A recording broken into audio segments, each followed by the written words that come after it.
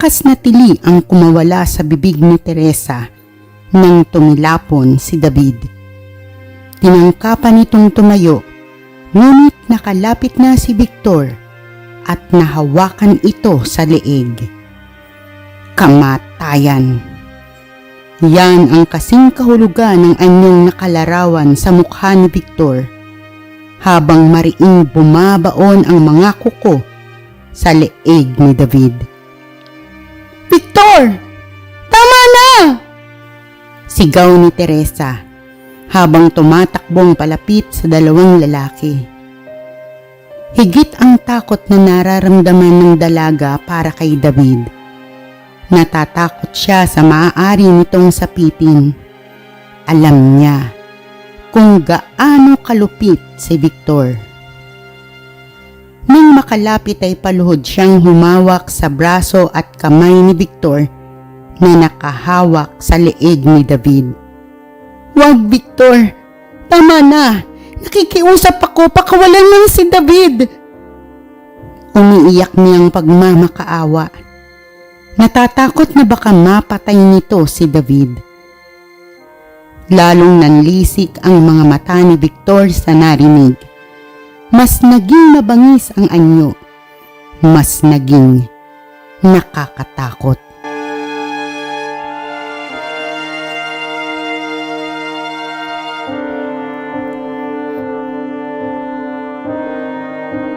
Sumabay sa madilim nitong anyo ang paglisan ng liwanag sa buong kalangitan. Kumalat ang dilim, nawaring nagbabadya ng unos at napakalakas na pag-ulan. Kinakampihan mo ba ang lalaking ito kaysa sa akin, Teresa? Hindi pa ba naging sapat ang mga ginawa ko para sa'yo? Winika ni Victor nang ipaling kay Teresa ang paningin. Nagtatagis ang mga bagang at nagluluha sa galit ang berdeng mga mata. Umiling si Teresa at tumayo agad.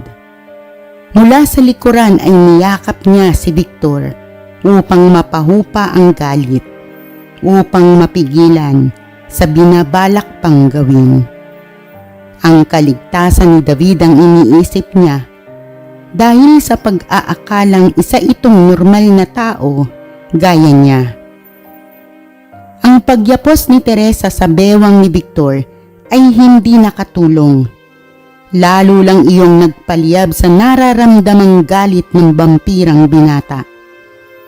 Ang pagmamalasakit ni Teresa sa kapakanan ni David ay naipakahulugan ni Victor bilang pagtatangi na ang mangyayari kay David ang inalala nito habang ang sakit ng kaloobang nararamdaman niya ay baliwala lang dito.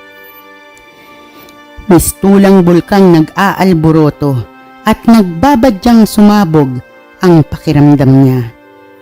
Ninangat-ngat ng matinding panibugho at pananagili ang pagkalalaking nasaling at nagurlisan. Nanlilisik pa rin ang mga mata ni Victor nang ibalik kay David ang paningin.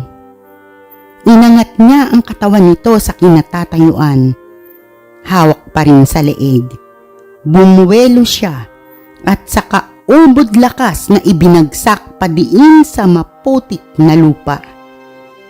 Halos bumaon ang katawan ni David sa binagsakan. Umigkas ang katawan ni Teresa nang makabitiw sa bewang ni Victor. Paupo siyang bumagsak sa di kalayuan. Napasigaw uli ang dalaga nang makita ang nangyari. Tinangka uling pakiusapan si Victor. Ngunit tila walang narinig ang binatang vampira. Biningi ng matinding selos at galit.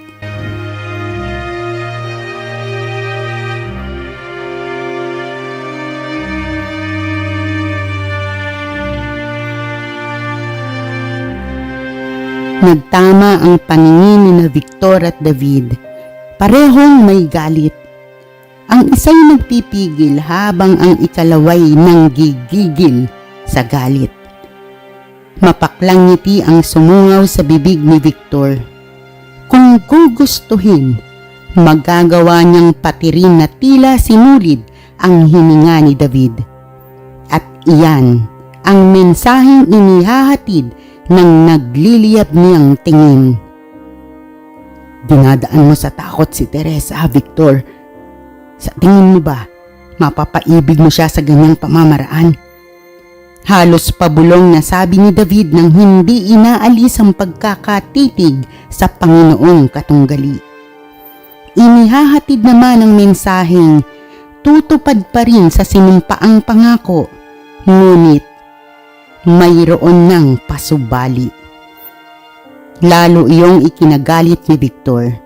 Walang sabi-sabi, ibinaon niya ang matutulis na kuko sa dibdib ni David.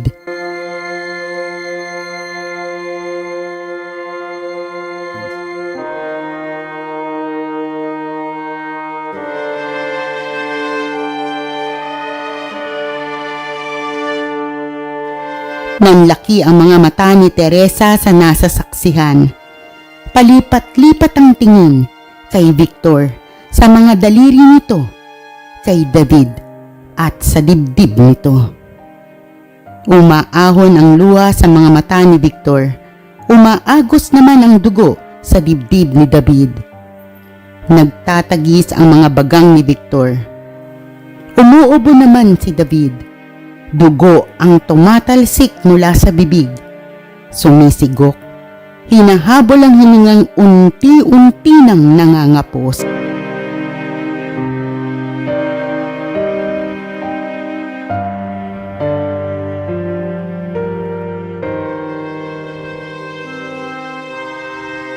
Noon tila natauhan ang dalaga. Nagagahol siyang napatayo at halos liparin ang distansya sa pagitan nila ng dalawang lalaki. Gamit ang magkabilang kamay, sinikap niyang hilahin ang braso at kamay ni Victor. Pinipigilan ng tuluyang pagbaon ng mga daliri nito sa dibdib ni David. Ngunit, marahas siyang tinabig ni Victor. Tumilapon siya at sumalpok ang likod sa katawan ng malaking puno.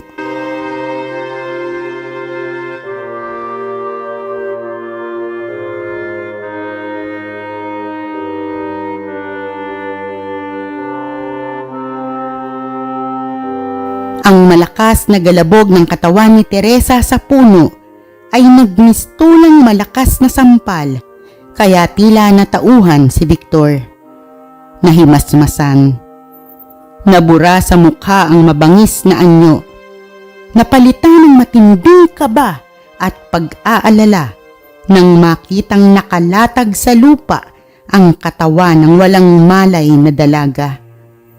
Otomatikong bumitiw ang kamay niya sa dibdib ni David at singbilis ng kidlat na nakalapit kay Teresa. Walang inaksayang sandali ang binata. Mainit niyang pinangko ang dalaga. Tiningala ang silid sa kastilyo at sa isang iglap, nawala na sa paningin nang naiwanang si David na iniinda ang malalim na sugat sa dibdib.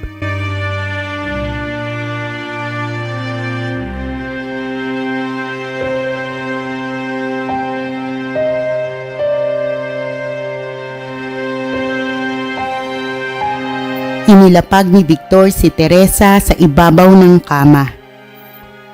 Nagdurugo ang likuran ng ulo nito, ganun din ang pumutok na labi. Nabalian ito ng mga buto sa tagiliran at likod na maaari nitong ikamatay.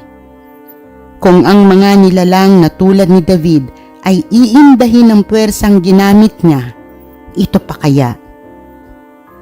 Naiiling niyang naikuyom ang palad. Hindi niya sinasadyang madamay si Teresa at sumapit sa ganoong kalagayan. Hindi lang niya nakontrol ang sarili. Hindi nakapagtimpi. Kilala niya ang lahi ng mga taong lobo at alam niya ang kahulugan ng ikinikilos ni David. Natitiyak niyang si Teresa ang gusto nitong maging kapares. At hindi niya yon papayagan. Si Teresa at ang buong katauhan ng dalaga ay para lang sa kanya. Hindi siya papayag kahit gustuhin pa ni Teresa, kahit si David ang piliin at hindi siya. Kung kinakailangang patayin si David upang mawala sa landas nila, ay gagawin niya. Akin ka, Teresa. Sa akin lang. Bulong niya. At saka marahang ibinuka ang bibig ng dalaga. Gamit ang taglay na kapangyarihan, inilapit niya rito ang mukha. At mula sa kanyang bibig, lumabas ang kulay berdeng usok na unti-unti namang lumilipat sa bibig nito. Biglang dumilat si Teresa. Nagliwanag ang mga matang naging berde ang dating itim na kulay. Ilang sandali lang ay muli na itong pumikit. Wala na sa anyo ang iniindang sakit. At nagmistulang natutulog na anghel.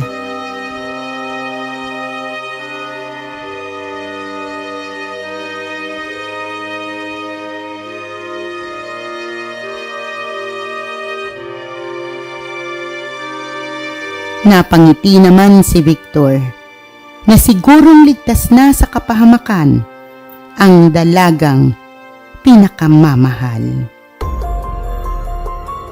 Nagpang-abot na nga si Victor at si David, ang vampira at ang taong lobo. Saan kaya hahantong ang tagpong ito? Muli niyo po akong samahan sa susunod na kabanata. Ito po ang inyong Ate Kilabot, Ate Doris, na pansamantalang nagpapaalam, ngunit muling magbabalik sa ibang araw upang ipagpatuloy ang ating kwentuhan. Maraming salamat po sa inyong suporta.